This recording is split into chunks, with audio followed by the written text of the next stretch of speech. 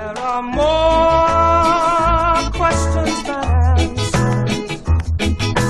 Pictures in my mind but will not show. Good morning to you all. How are we doing today? You know, this morning I wanted to start by singing. How many of you listened to Joy FM before coming here? They were singing, "Oh, this baby, don't worry, everything's going to be all right." Did you hear that? Yes. And then they and I thought it was funny, right? And the reason why I picked on this is we are here as L&D. And the L&D, the concept is whenever organization is in turmoil, and he said, that's when L&D goes in to help. But what are we finding out now? Now that the whole system is in turmoil, L&D budgets are being cut. When you have a training program, the attendance is low. When you go into organizations, you say, "Oh, now we don't have money. We don't have money." But then the concept of L&D is where we are supposed to help ailing and failing organizations to re-strategize on new things to do to move the organization forward. So this is really a problem, right? Where we are having a situation where this is the time where people will need consulting services, L&D services to re-strategize and move the organization to the next level. And now we are saying there's no money. So why is that? Tell me, what do you think? Why is that a problem? I believe, yes, please, go ahead. I think it's just lack of awareness. Lack of awareness, right? So I was thinking they don't understand what the value is. But maybe we're also not telling them, or we are also not demonstrating value. So for them, it's like when organizations are doing well, then they say, "Oh, we have some excess money, let's get some training going." So the training is a fun to do things for a lot of organizations. But I believe that if we, the L&D people, were able to consistently demonstrate value, that I spend 100,000, I spend 200,000 to organize this program, and as a result, this is what the organization is getting in return, I'm sure they will be pushing for it. But now it's like, okay, we'll go and do training, say, how was the facilitator? Oh, he was brilliant. How was the venue? How was the food? And everything was so nice about the program. Well, it has an impact. So what do? We go back and we write impact assessment report. What does that mean? We come up with all manner of things, the nice things, and it makes sense. We are in a bank, and they say, "Oh, let's do customer service training." It makes sense, right? It makes sense. We want to treat our customers well and all of that. So what do? We fund all of this. But at the end of the day, or the year, or the month, are we able to come out and say, we spend 50,000 to train people in customer service, and as a result, the business has actually made additional 200,000 CDs in revenue? We are not doing that. So for me, I was listening to Joy FM and I said, if it's that bad, this is where they will be calling on us to help us, but we are not having that. So today, I just wanted us to go through a bit of conversation about what we need to start doing to really make sure that organizations understand the value. It's not just being nice to train your people, but we don't train people just for training people. We train people so that the organization can move from one level to the other. I know you can't see this, so I'll just tell you a little bit about myself. I think everything about me was read, so maybe I don't need to go through this. But I'm into L&D, and specifically some of the key things that we do is we promote SHRM services in terms of membership, certification, and then conferences. Beyond that, we do other training programs as well. So today, I said the agenda is demonstrating the value of training programs. And I think I just have 4 points. I mean, when you talk about training programs, there are so many angles that you can pick it up from. But today, I'm picking it up from how do we begin to have a conversation around training programs? And then, how do we determine the cost of training programs? And then how do we determine the income, the value, or the revenue of the training program? And of course, how do we now mathematically compute the return on investment for training programs? Please, you have to be with me. Yeah. So the conversation, it starts with, what do our leaders think? So we are in HR, you are the head of HR, you are the head of training, director of HR. I personally don't think that conversation emanates from you. You can instigate that, but that conversation has to come from the board, the CEO, about their philosophy, their mentality, and their views about what training means for the organization. Until we have that, HR is always coming up with what training programs, and you go to the board and then they rule somehow, they rule this. What is the perception, what is the mindset of leadership about training for the organization? So I think training is something that HR have to use its organizational skills to be able to influence the leadership of the organization to understand the value of training to the organization. So then we are going to create a culture where learning is embraced, a culture where we motivate people to learn, a culture where the leadership want to pay for learning, a culture where when leadership pays for learning, they're actually looking for that return on their investment. So until we create that culture where the leadership, everybody is into training, and not just the niceness of training, but the value that the training adds to the organization, I think we are not getting anywhere, because we are going to get into a place where HR is doing all this assessment, come up with a training plan, and then what do we do? When you go out, they don't even look at what the training means for the organization. They say, no, the amount is too much. No, we don't have the money. No. And I think that will continue. So let's create that culture by involving the leadership of the organization. And then, of course, what is the concern for people and growth for our employees? And then, and again, it will emanate from the training philosophy for the organization. I have worked for a company. I always share that training philosophy. It says, train your people so that they can get their dream jobs outside this organization. That was the philosophy. And if I tell you the number of training I had, it doesn't have to mean anything to the organization directly. But the philosophy was, train your people so that they can get their dream jobs outside the organization. And then you say that, people say, no way. It has to make sense. It has to make sense because people are seeing that, looking at the direct impact to today's job. But this is a case where I am standing here and praising that organization. So if you ask me the name of the organization and I told you, and they were recruiting, I'm sure you go there. So the indirect benefit is long-term branding and employer branding where you can attract the best talent.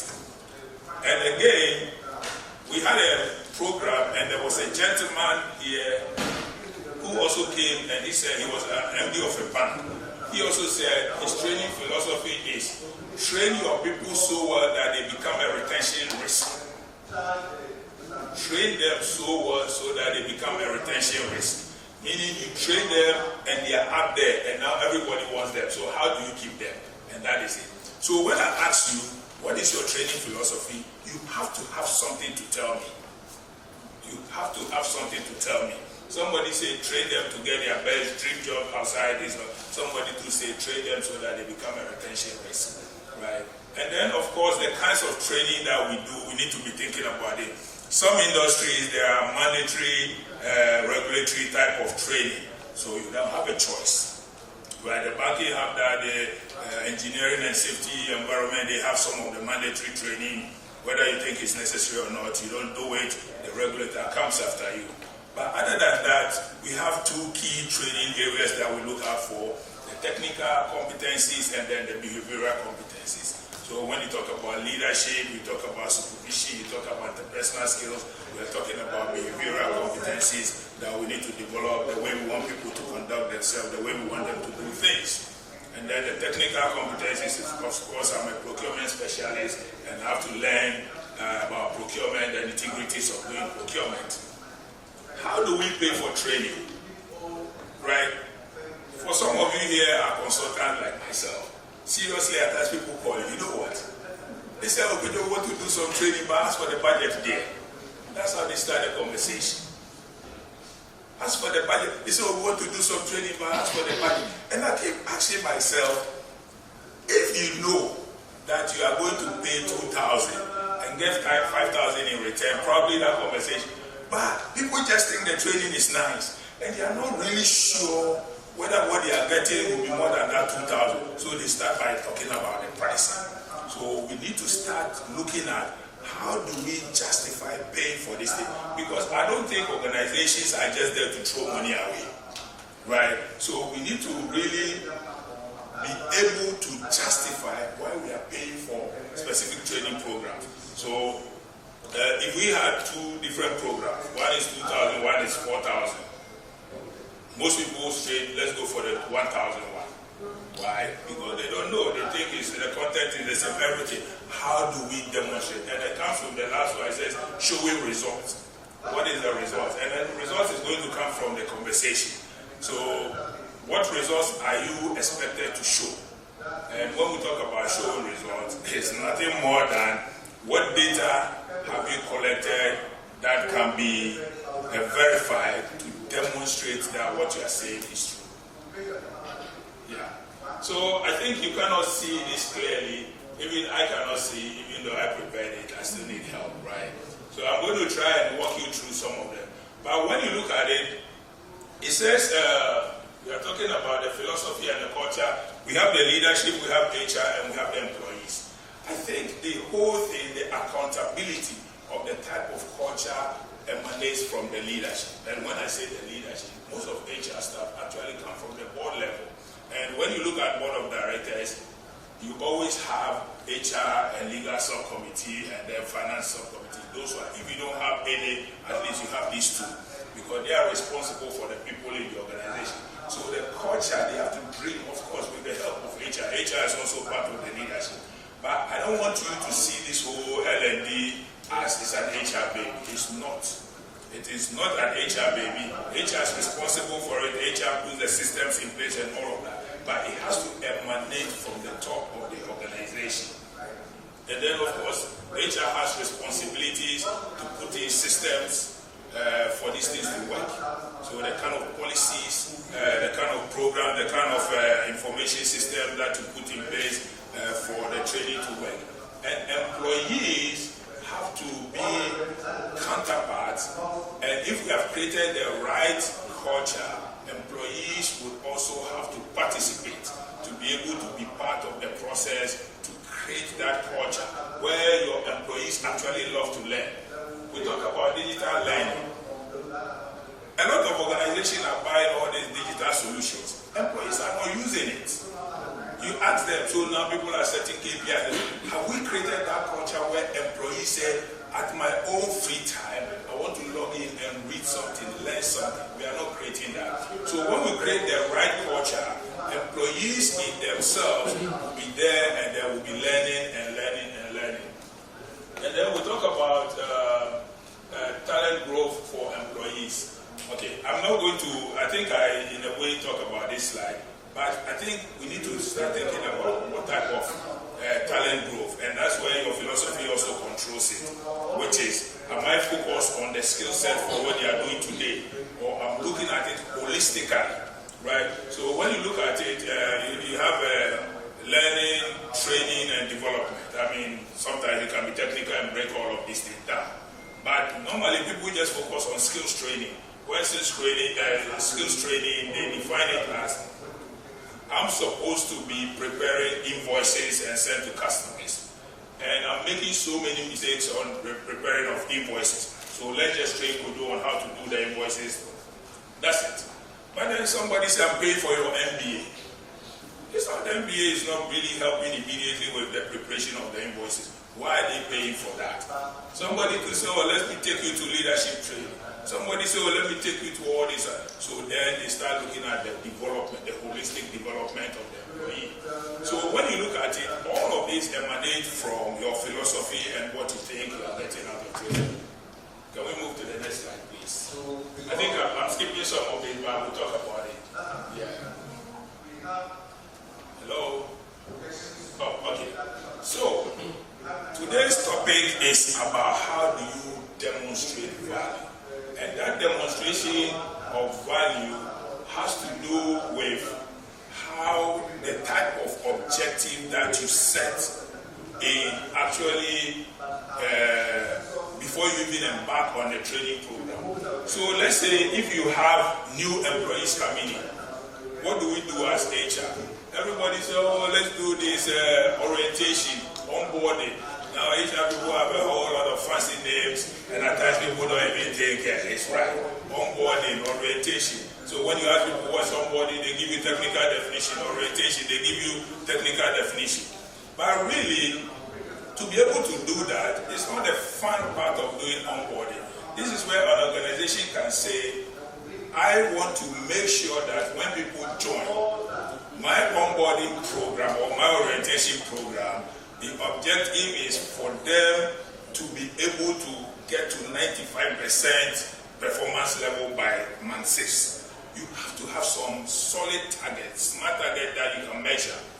Or my employees would, by the 3rd month, understand all policies and procedures we have in place, and they will not be making any of those mistakes. So what I'm saying is, the setting of those targets at the beginning actually will lead you to be able to demonstrate whether you have received the right value for money. When you look at performance target, somebody says, I want to train my people, like you run a plant, and the machine shuts down, maintenance and all of that. He says, I want to train my people so that the machine will be running, let's say 95% of the time. Or downtime should be reduced. I want to train people so that sales targets will move from X to Y, where Y is higher, and so on and so forth. So this whole training thing, we are talking about training evaluation, but if you don't set a smart target, there's nothing to evaluate. So I think for all of us here, let's focus on setting smart targets when we are thinking about training. What exactly are we going to measure to demonstrate that we are getting there? It's as simple as revenue increment, that's what people know. Or we can talk about reduction of errors. If you are in a manufacturing environment, how many errors are you getting in terms of how many returns are you getting and all of that. So then he says, let's train people to improve on quality so that returns will reduce by so much. So we start from the premise of setting smart objectives for most of the training programs that we do. Customer service training is so nice, right? People are complaining. So we set target to say we are going to train our customer service people so that complaints will reduce from X to Y. But then somebody say, who cares whether there's complaints or not? People are buying anyway. Is that right? So then we say, yes, the complaint is a leading indicator, but the lagging indicator that we are looking for is when people stop complaining, sales go up. So then we say we are doing customer service training to reduce complaint, but then to increase sales by so much. So you can't just arbitrarily just say increase sales. You have to have done some bit of analysis to be able to have an estimate of how much sales we are talking about. And then the story goes on and on. I mean, this smart objective setting, we can just take industry by industry and do just so many of them.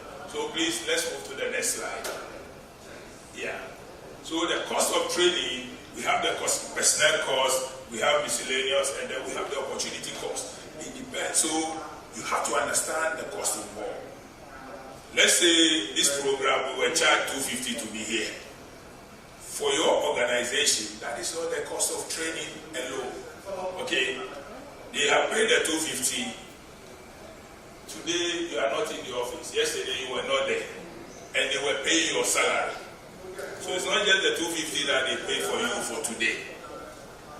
Your cost to the organization if your organization paid for your transportation, assuming this was a residential thing, and you have to come in and they pay for your accommodation and all of that, whatever comes in. Some organizations, when you are not there, your work has not been done. What was the value, or what is supposed to be the value of your output for the day? Most of us will be paid like 1,000 cedis, but your value to the organization is probably 10,000 a day. So if you are not here, apart from your salary, we are losing your productivity to the organization. So when we are talking about cost of training, don't look at it like how much you are paying to come and sit here or for the consultant to come in. We are talking about what are we losing when you are not doing your job. What are we losing? How many of you know there's a system to talk about the value of an employee? So when I ask you about your employee, it says, this gentleman, I pay him 1,000. This lady, I pay her 2,000. And I say, what is the value of this gentleman to the organization? Do we know? How many of you have that? The value of the employee, what they actually contribute. Do you know? Do you have a system to do that? There are systems to do that. Where you can value the employee. And then you say, this employee, even though I pay him 1,000, his contribution to the organization is 10,000.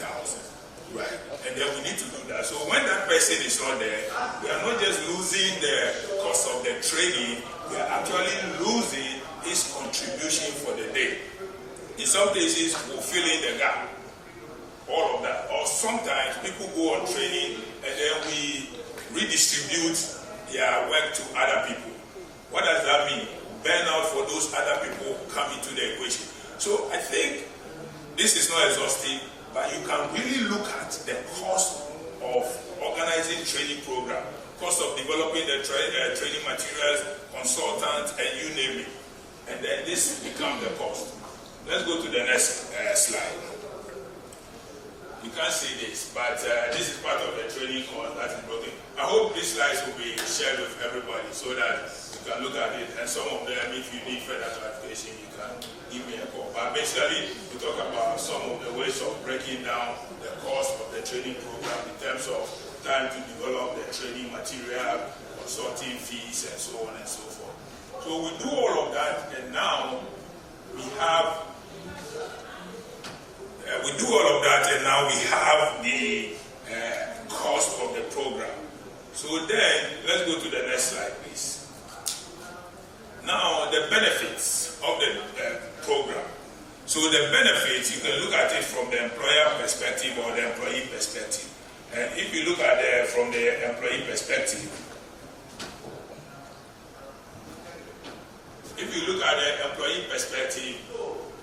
what do you think are the benefits? Because for an employee, my competencies are enhanced, I feel good, I feel the employer cares about me, cares about my development.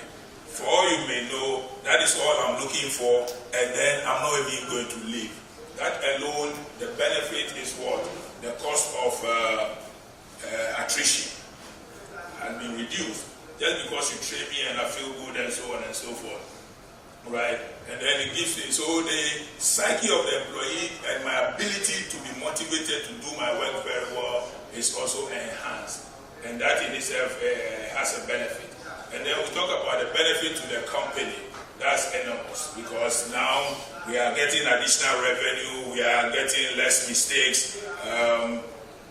Just our customers are happy and they are buying more and so on and so forth. So for each training program, please let's go to the next slide. For each training program, you can determine the cost, determine the income, and then you can normalize. When you say normalize, now let's say last year our sales was 5 million. And this year we come up with some training program and our sales jumped to 7 million. Now the sales department said, look, it wasn't about your training. Your training didn't do anything. I did some different type of coaching and we got that result. And so that's the normalization, where we look at factors that actually came in, extraneous factors that came in that we can. So it's a bit tricky, right? The sales have jumped and I'm the head of training. I say it's because of the training.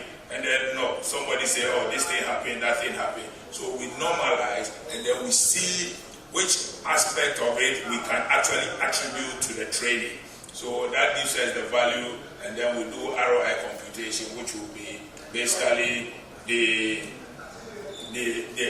additional value minus the cost divided by the cost times 100, and then we get a percent. So I have an example too on the screen for you. So basically, I'm not going to, you get these slides and you can call me for specific things, but this is a very simple one that anybody can compute and do. But other than that, I will leave by saying for almost every training program, of course we have so many training programs, so you can't do it for all, but every year you have to pick some key training programs that you say, for these training programs, I'm going to do the ROI computation to demonstrate the value of HR. And it can be done and it can be perfected over time. So if you haven't done it before, start doing it now, get some technical know-how and start doing it, and then over the years you can fine-tune the parameters. And now you create an Excel model, and now every training program you run them through, and then you can demonstrate that this training, even though we spent 50,000, it actually brought us 100,000. So I won't bore you with this because this slide will be shared. These are some of the metrics that you can create as a dashboard to monitor how well you are doing your training. So I think I'm okay for now. I'm sure we have time for questions or answers. Okay, wonderful. There are more